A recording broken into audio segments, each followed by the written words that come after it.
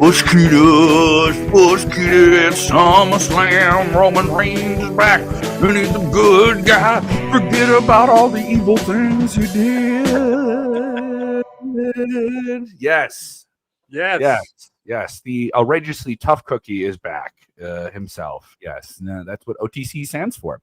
Yep. Roman Reigns is back in WWE. We're talking about that and other people that are coming back to WWE. They're not the only names in WWE. We will talk about that. Another one. So that'll be in today's show. So if you're just joining us, we'll be talking all of the SummerSlam fallout, all of that. And you need to hammer the like button. You're watching this in the first minute. Hit the like button. Something I need more of you to do.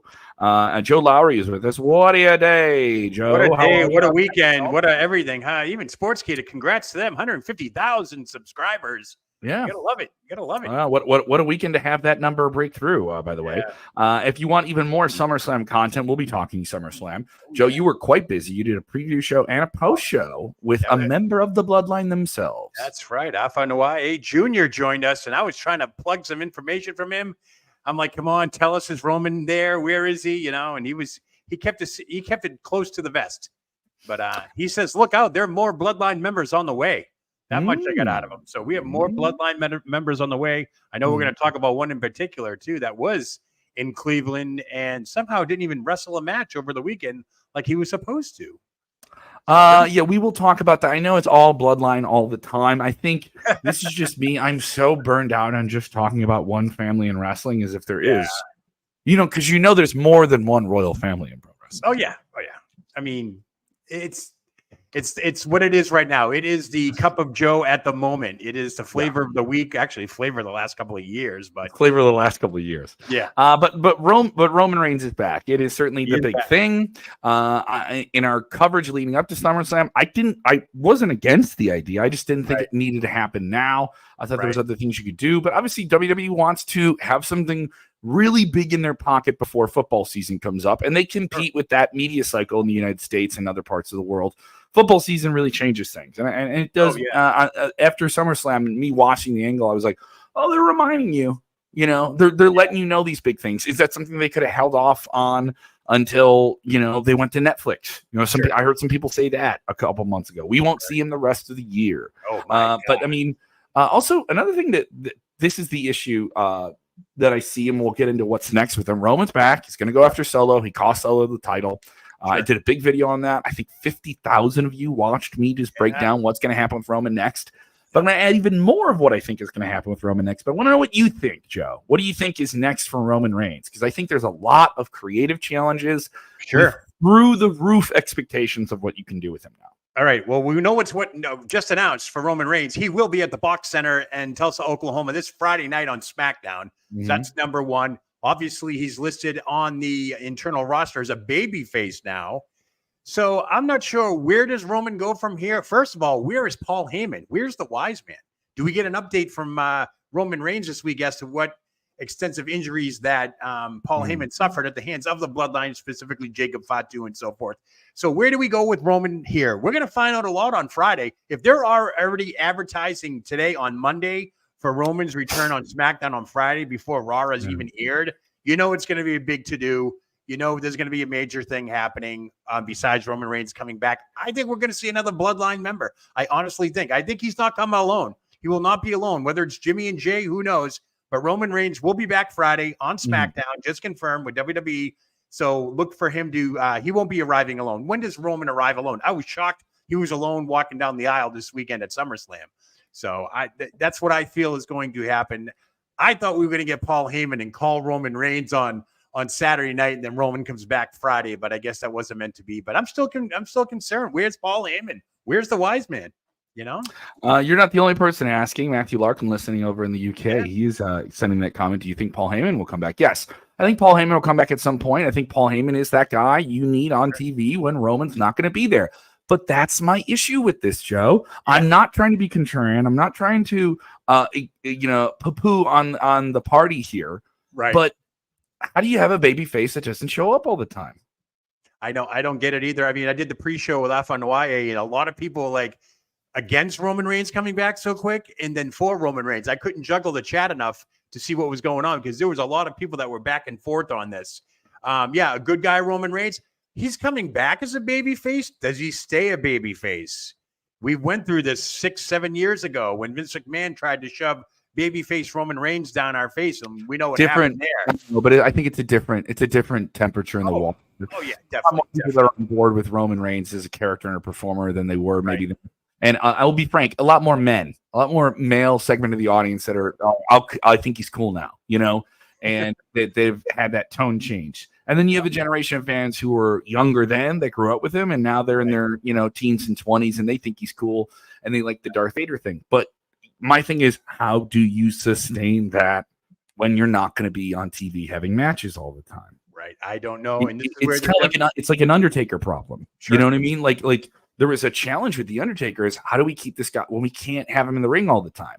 Because that takes away the magic of what he does. With Roman, the magic of him was he will only have matches at very specific times. Less becomes more. You want him even more. He's on the lips of everyone when he's not there.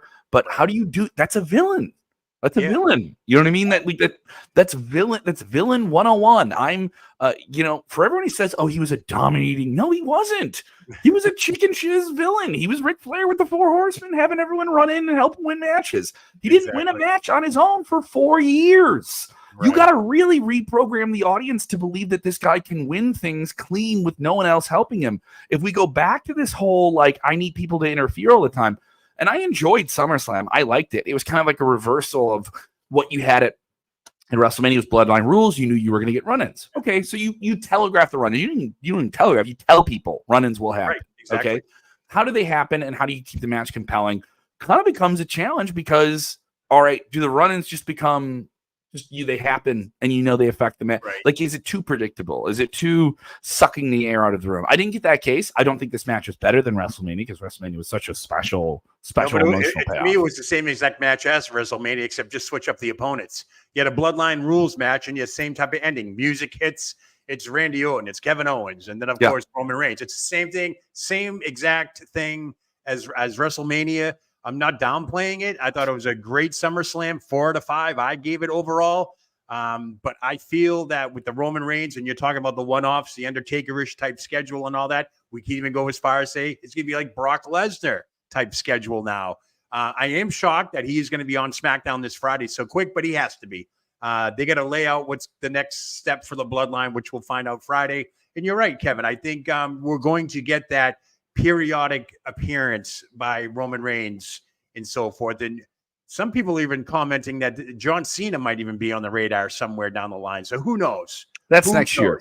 Yeah, that's next year. But I'm just saying. By the way, with the whole thing with John Cena, by the way, just to clarify, so many people think that's happening this year. No, they're not. The John Cena thing is all next year. He clarified it was only the calendar year of 2025. And I think some people kind of forget that. Yeah, I think maybe you get an appearance or two to tease some matches with him, but those matches, I think, are going to be part of WrestleMania next year and a part of some other big events next year, and that'll be it. Triple H already said something about the Royal Rumble, so look for Cena at the Rumble in January. I think it's later now. It's like the end of January or beginning of February somewhere. But look for him, and that's 2025 will be the year of John Cena, no doubt about it. So, all right, I'm going to challenge you guys. I know there's a good chunk of you guys watching. If you're watching for the first time, hit the like button. Yeah. Sound off. What do you think should happen next with Roman Reigns? We will get a lot of your comments on screen as much as we can for the flow of the conversation here.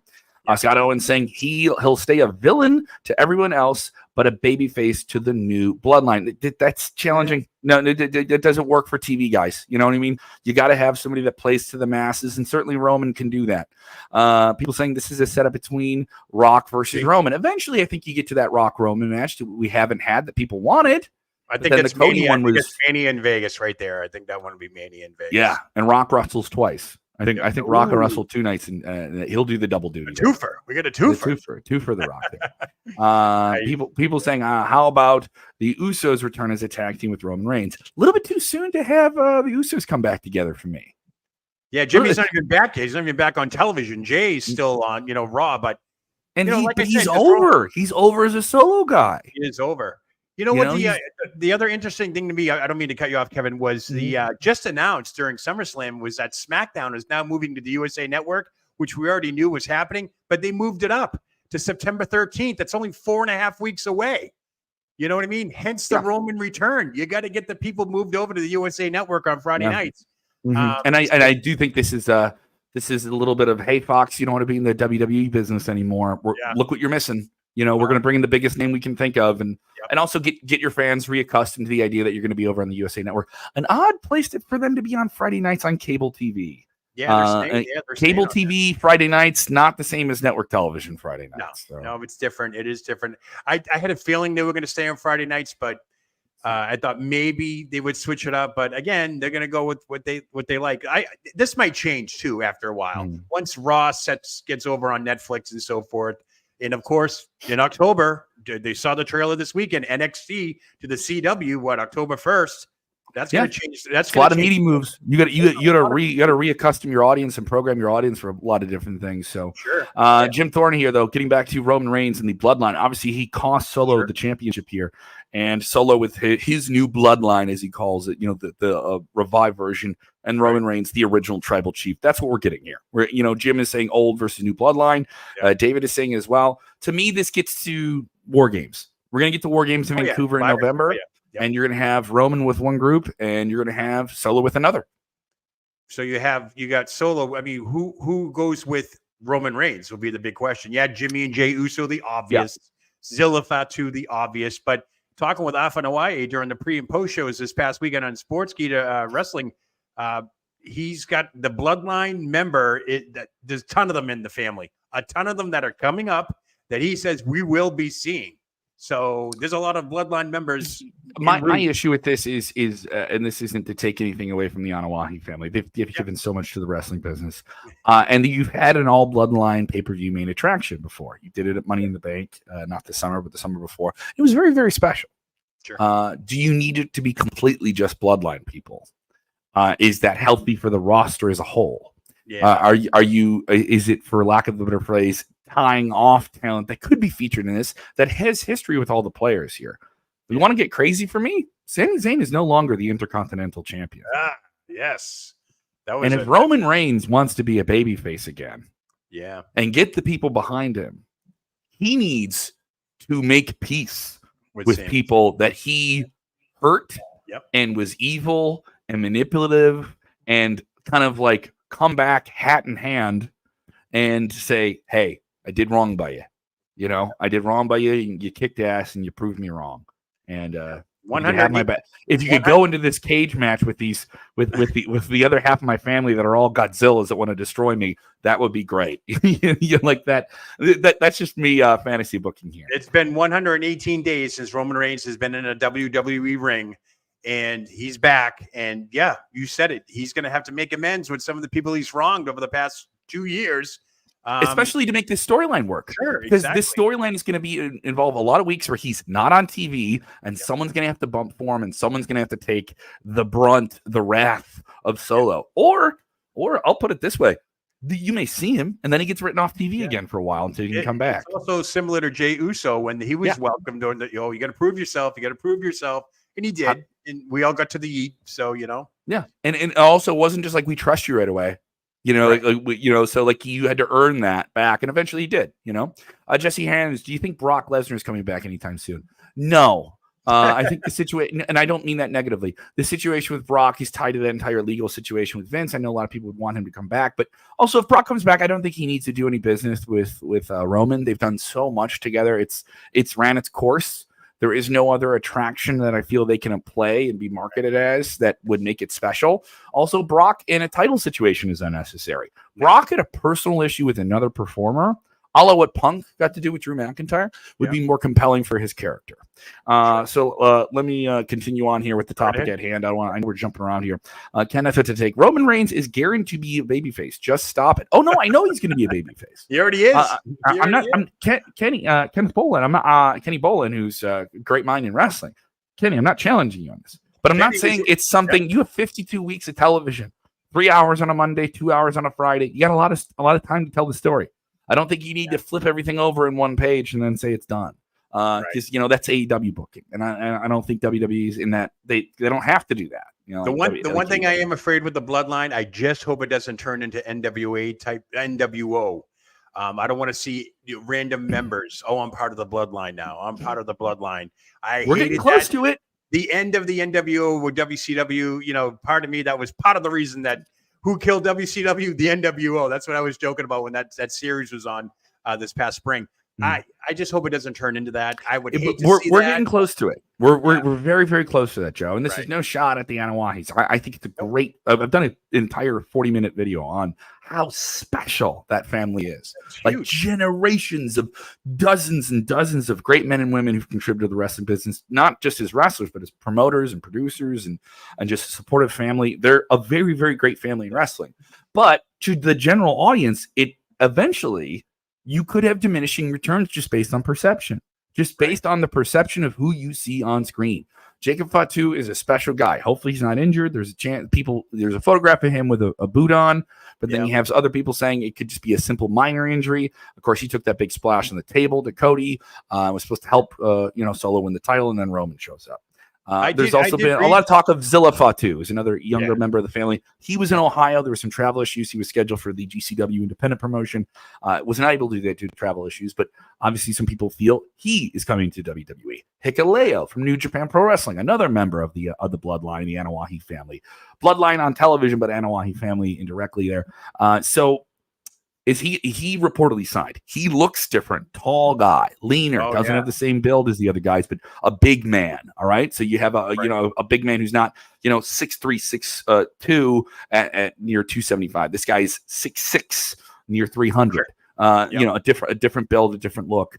He could be different, but I mean, eventually though, it's another Samoan wrestler within the Samoan dynasty, and you gotta have something that makes them stand out, that makes them different. Right. And what amazes me with the Bloodline, every single Bloodline member, no one's coming up through the ranks of NXT and all that stuff. I know Solo was part of the 20. I would think that Zilla is going to do that. I would think that maybe Hikuleo gets to do that too. Yeah. I mean, it's amazing that Jacob just went right from where he was to boom, right on SmackDown. It was amazing. A phenomenal athlete. I heard that he was supposed to sell that injury based on Roman Reigns coming out. That's why he couldn't rescue him and so forth. So whether or not he legitimately injured his with the walking boot photo and all that stuff remains to be seen. But that was supposed to be part of the storyline for the ending of the Cody Rhodes Solo Sikoa match.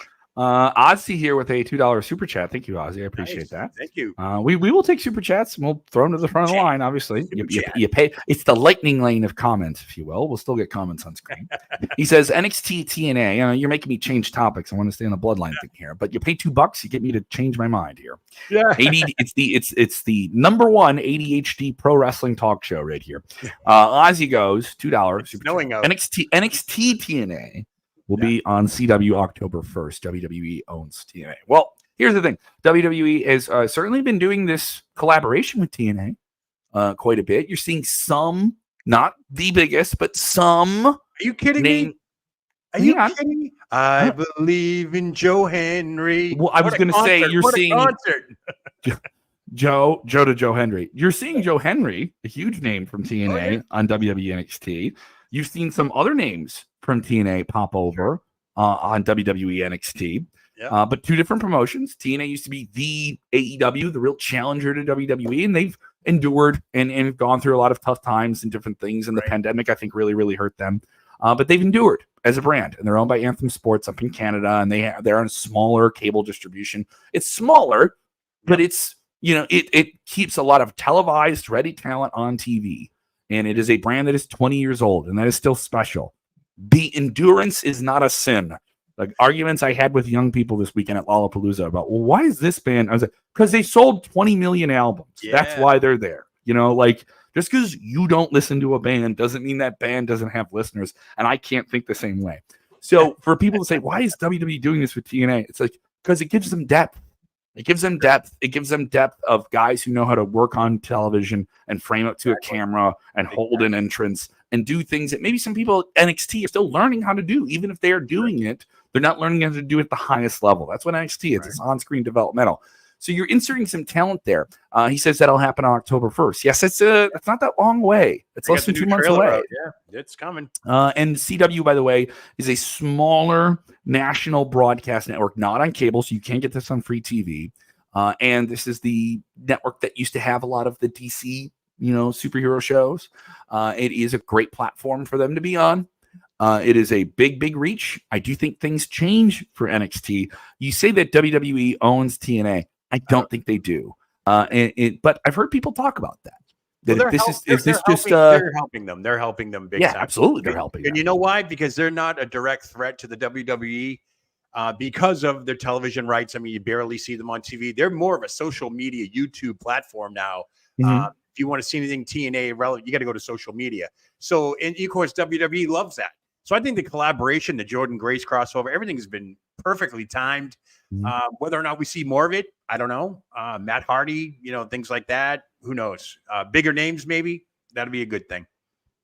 Shout out Virginia Beach, Virginia. Kenneth, how you doing? Yeah, Navy. So Roman is back. All right. But he's not the only name coming back to WWE. We got word today that Kofi Kingston will be returning to WWE television. He did return from an injury he suffered some months ago at the hands of the Final Testament faction. The Final Testament. And he will be on screen in action with the New Day, with Xavier Woods taking on the Final Testament's AOP tonight on Monday Night Raw. Obviously, some depth. This is just another sign of how much depth WWE has in the roster. I don't want to say anyone forgot about Kofi Kingston, but he's definitely not the act he was 5 or 6 years ago. And there's nothing wrong with that. Nothing wrong with that. There's ups and downs. We also have another injured star coming back tonight on Raw as well. Ludwig Kaiser returns. Yes. Ludwig taking on Sheamus. That's he had a nasty injury too, by the way. I know that was on television too. So Ludwig Kaiser coming back just in time as a German superstar for the big German event Bash in Berlin, which WWE is going to have to set up fairly quickly because that is coming up here very, very quick.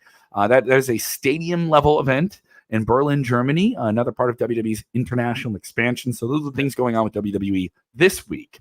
But let's just talk more about SummerSlam Fallout. I know you seem to enjoy the show. I haven't seen all of it. I saw the opening match and the final match, but can we talk a little bit about Dominic, love triangle, the betrayal of Liv Morgan that you saw coming 100 miles away, but there's nothing wrong with that. But I do think I'll say this to Rhea and Liv. They worked a very smart match despite us knowing we were going to get that moment.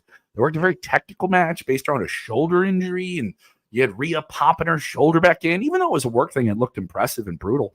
And Liv was able to, sneak her way into the possible distraction win. We knew we got some of that, but it was kind of dusty. Wait, did Dom need to do that to her? And yes, he did. He didn't need to do that to Rhea. And so they eventually got to it, and they teased it a couple times. They teased the turn a few times in the match, and it made it more compelling.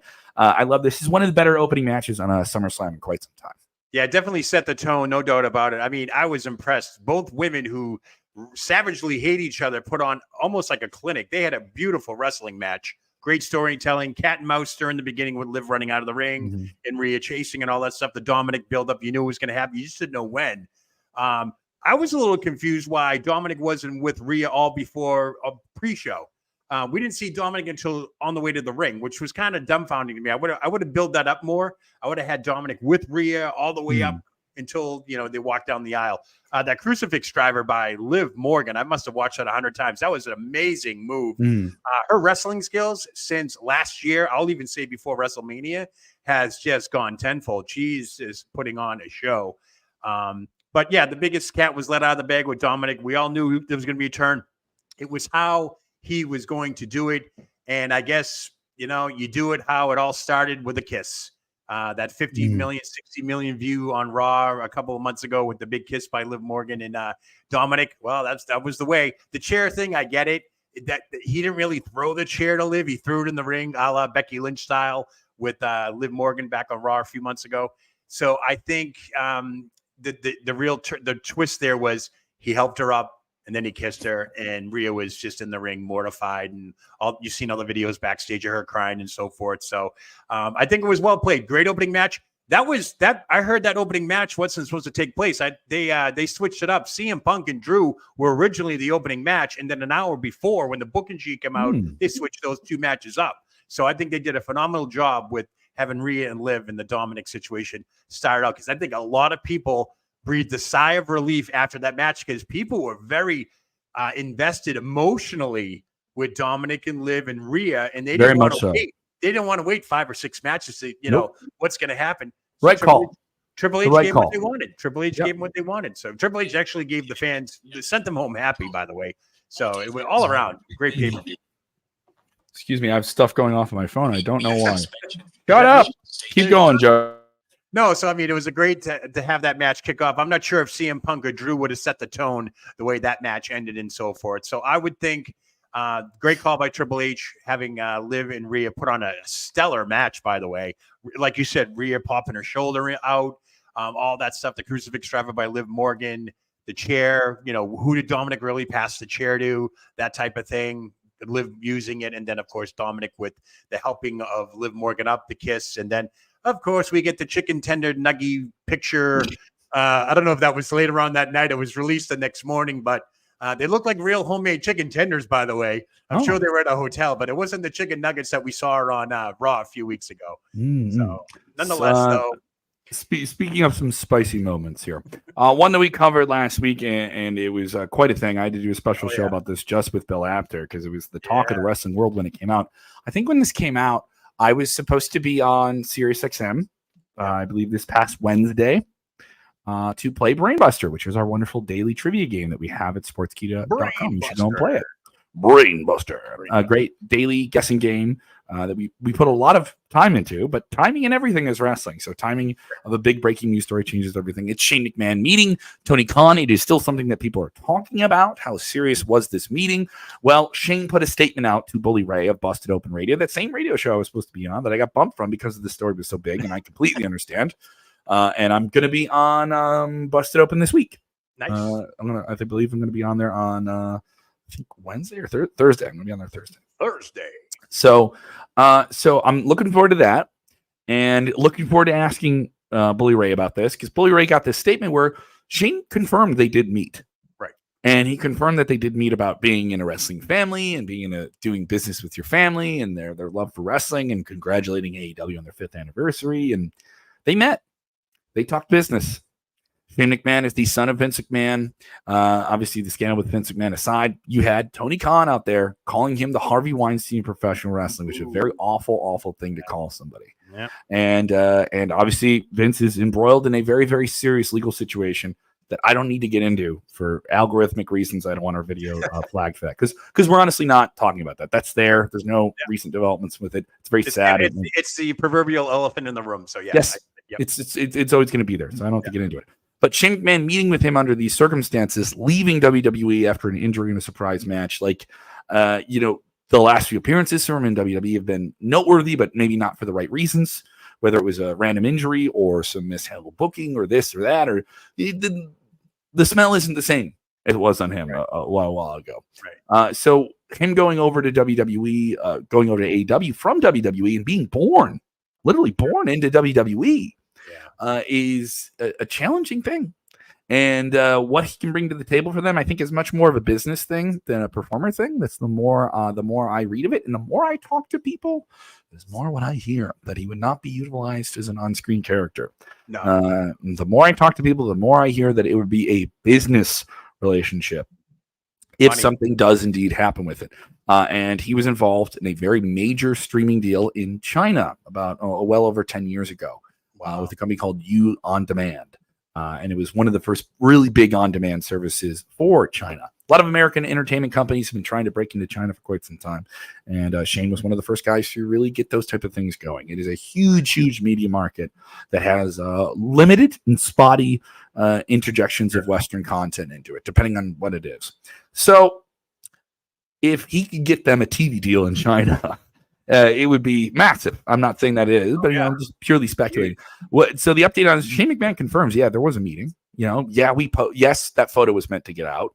So if they're putting out a statement, they're confirming we wanted that photo to be taken. I don't know why they didn't take a better photo. They could have taken a better photo. Well, here's my quick take on that. When the photo came out, I think they put it out Monday, and I'm sitting there. I did a short on this as well. I got a lot of reaction on it. I was questioning the validity of the photo.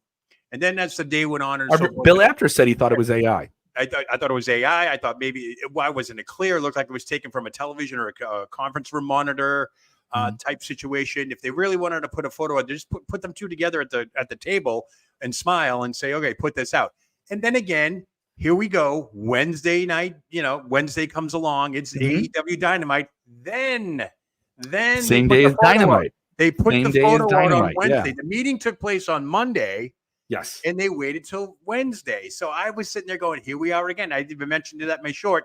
I said, here we are, another Wednesday and another Shane McMahon trend with AEW. What is going on? Like, what is the deal? And it wasn't until maybe Thursday or Friday that Shane finally said, yeah, that was me. We had a meeting, all that. Everything just came out staggered. You know what I mean? I mean, the internet, it was a crazy news week to begin with. And that was embedded right in the middle of the whole thing. Oh, by the way, Tony Khan and Shane McMahon had a meeting. What? Wait, what? And okay. But then that's strategic. Sure. And for everyone who says, "Oh, the media people got played," sure, it's part of the game. I don't. They got played. They are the game. You know what I mean? So that's part of it here. And so it'll be interesting. I don't know what Shane could be for them as an on-screen performer. I think there's certainly something there. But there's something to be said for what AEW is doing. Some storylines are interesting. Some storylines are just not hitting the way they should be hitting.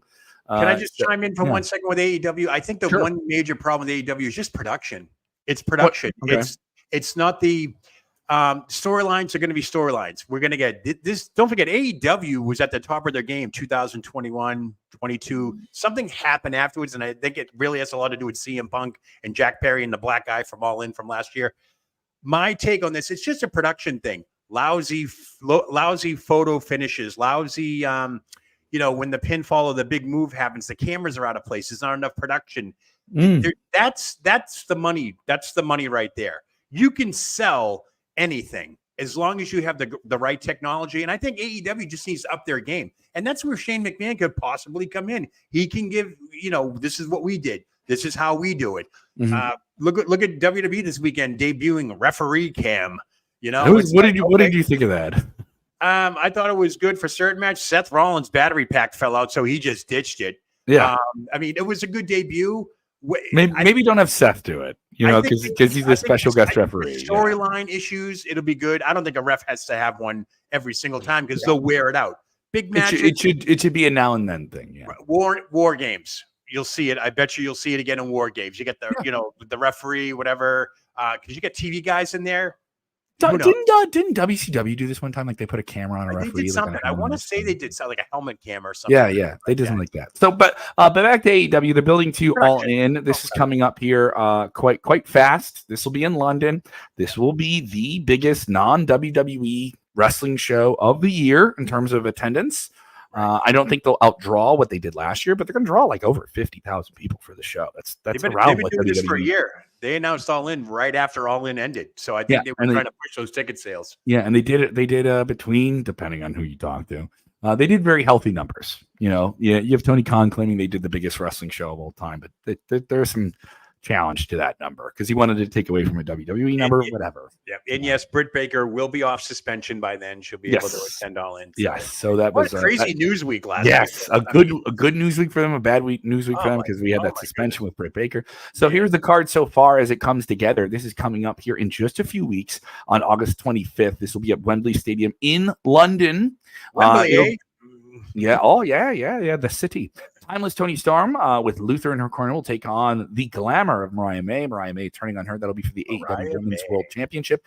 MJF will take on will defend the AEW American Championship. Used to be called the International Championship.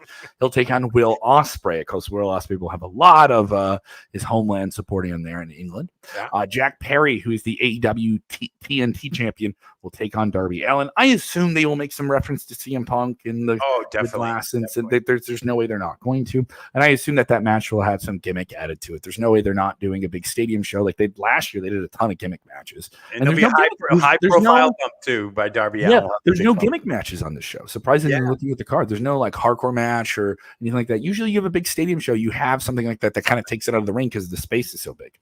Mercedes Moné, who is the AEW TBS Women's Champion, she will have Camille in her corner, and she takes on Dr. Britt Baker.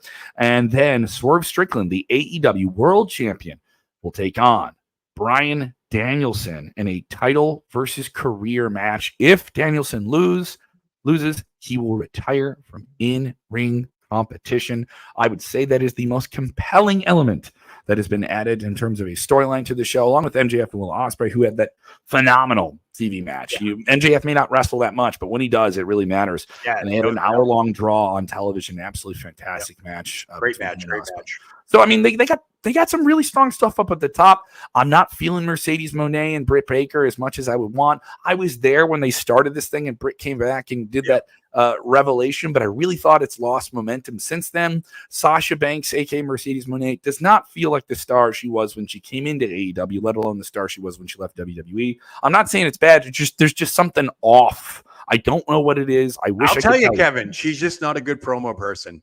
Oh. She's not a good promo person. That's all it is. She had that problem with WWE. Less is more with Mercedes Moné. Just keep it in the ring.